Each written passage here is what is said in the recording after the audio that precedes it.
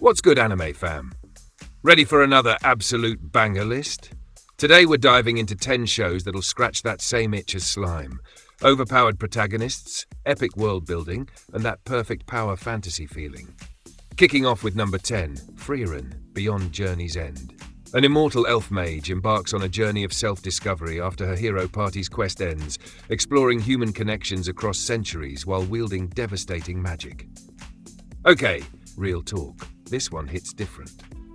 Frieren isn't your typical overpowered MC show, but hear me out.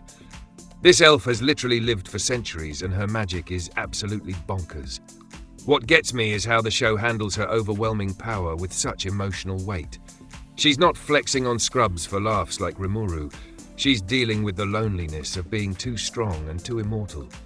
The animation is gorgeous, but sometimes the pacing makes me want to shake the screen and yell, "Something happen!" Still, when Frieren gets serious, you remember why demons fear her name. Sliding to number 9, The Rising of the Shield Hero Season 4. Naofumi continues his journey as the legendary shield hero, facing new threats while building his reputation and growing stronger through unique defensive abilities and strategic combat. Look, I'm gonna be honest, Shield Hero lost me somewhere around Season 2, but Season 4 brought me back kicking and screaming. Naofumi went from that angry, bitter dude we met in Season 1 to someone who's actually fun to watch again. His shield abilities are creative as hell, and seeing him outsmart enemies instead of just tanking damage is refreshing. The political intrigue hits better now too. My only complaint? They really need to stop making every female character fall for this man. We get it, he's the protagonist, but come on. Still, when he goes full counter-attack mode, it's chef's. I mean, it's absolutely satisfying. Landing on number 8. I'm the evil lord of an intergalactic empire. A man reincarnated as a space empire's heir tries to become a villain but accidentally becomes beloved by his subjects while wielding incredible political and military power. This show is criminally underrated and I will die on this hill. Our boy Liam wants so badly to be evil but keeps accidentally being the best ruler ever. It's like watching someone try to fail a test but keep getting A's. The space opera setting is a nice change from medieval fantasy, and Liam's evil schemes backfiring into genuine good deeds never gets old. The mecha battles are solid too. My issue? Sometimes the comedy undermines serious moments. When people are dying and Liam's still going, "But I wanted to be evil," it feels tone deaf. But honestly, his overpowered fleet and the loyalty of his subjects make for some epic moments. Looking at number 7, the Red Ranger becomes an adventurer in another world. A former superhero sentinel fights monsters in a fantasy world, using his ranger powers and combat experience to become an unstoppable force against evil creatures. This is pure, unfiltered fun, and anyone who disagrees can fight me. Red's transition from Sentai hero to fantasy adventurer is seamless, and his power level is absolutely ridiculous in the best way possible. Watching him obliterate monsters that seasoned adventurers struggle with never gets old. The show knows exactly what it is, a power fantasy with zero shame about it. The animation during fight scenes goes hard, especially when Red pulls out those ranger finishers. My gripe is with some of the side characters who feel like cardboard cutouts. But honestly, when Red starts counting down for his transformation, I get the same hype I felt watching Power Rangers as a kid. Moving to number 6, Konosuba, God's Blessing on This Wonderful World. Kazuma leads a dysfunctional party of misfits through comedic adventures in a fantasy world, relying on luck and unconventional tactics rather than traditional overpowered abilities. Now this is where things get spicy. Konosuba is technically about the weakest protagonist ever, but Kazuma's real power is being absolutely ruthless when it counts. This guy will dropkick a woman, steal panties mid-battle, and somehow save the day through sheer audacity. The comedy is peak, Megumin's explosion obsession, Aqua's useless goddess energy, and darkness being, well, darkness. What I love is how the show subverts Isekai tropes while still delivering those satisfying moments. My only complaint is that some jokes overstay their welcome, but when the gang actually works together, it's magical chaos at its finest. Stepping to number 5, No Game, No Life. Genius gamer siblings Sora and Shiro dominate a world where everything is decided by games, using their unmatched strategic minds to conquer nations and challenges. Still waiting for Season 2, and yes, I'm still salty about it. Sora and Shiro are overpowered in the most unique way possible. Their brains are literally their superpower. Watching them dismantle seemingly impossible games through pure strategy and psychological warfare is intoxicating. The art style is eye candy, and the game concepts are genuinely creative. But let's address the elephant in the room. Some of the fan service moments make me uncomfortable, especially anything involving Shiro.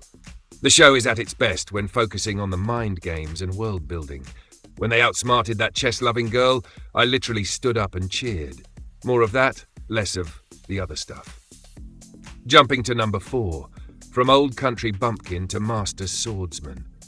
A rural nobody discovers incredible natural talent with the sword, rapidly ascending from village outcast to legendary warrior through determination and overwhelming skill development. This is the underdog story we didn't know we needed. Our protagonist goes from literal zero to hero in the most satisfying way possible. What I love is how his rural background actually helps him. City folks overthink swordsmanship while he just cuts things efficiently. The training montages hit different because you see every small improvement matter. The fights are beautifully choreographed too. My beef is with the pacing, sometimes feeling rushed. One episode he's learning basics, next episode he's defeating masters. But when he gets that focused look and draws his sword, you know someone's about to get schooled in the most elegant way possible. Arriving at number 3, the unaware Atelier master. A craftsman unknowingly creates legendary items and teaches disciples who become famous heroes, all while remaining oblivious to his world-shaking influence and incredible abilities. The oblivious, overpowered trope done right. This guy creates world-changing items like he's making breakfast, and his students become legends while he's just vibing in his workshop. It's hilarious and wholesome simultaneously. What gets me is how genuine his desire to help others is. He's not trying to be humble, he literally doesn't realize he's basically a god of crafting. The world building around his creations is fantastic too. My criticism? Sometimes his obliviousness borders on unrealistic. How do you not notice your student just defeated a demon lord with your practice sword?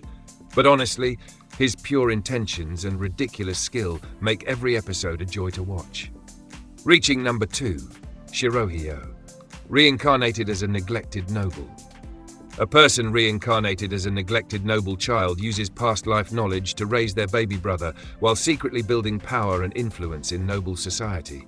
The family dynamics in this show hit me right in the feels. Our protagonist isn't just overpowered through magic or combat, they're emotionally intelligent and strategic in ways that matter. Watching them navigate noble politics while genuinely caring for their brother is refreshing. The show tackles some heavy themes about neglect and family responsibility that most isekai avoid. What I appreciate is how the protagonist's power comes from knowledge and emotional growth, not just flashy abilities. My issue is that some political plotlines drag on longer than necessary. But when those sibling moments hit, especially seeing the baby brother grow up loved and confident, it makes everything worthwhile. Claiming number 1, possibly the greatest alchemist of all time. A master alchemist demonstrates legendary potion-making skills and vast knowledge, casually creating miraculous solutions while maintaining a humble demeanor about his world-altering capabilities. This is peak overpowered energy. Our alchemist protagonist doesn't need flashy combat, he just casually creates potions that solve problems others think are impossible. What I love is how his expertise is earned through genuine passion for his craft, not just reincarnation cheats.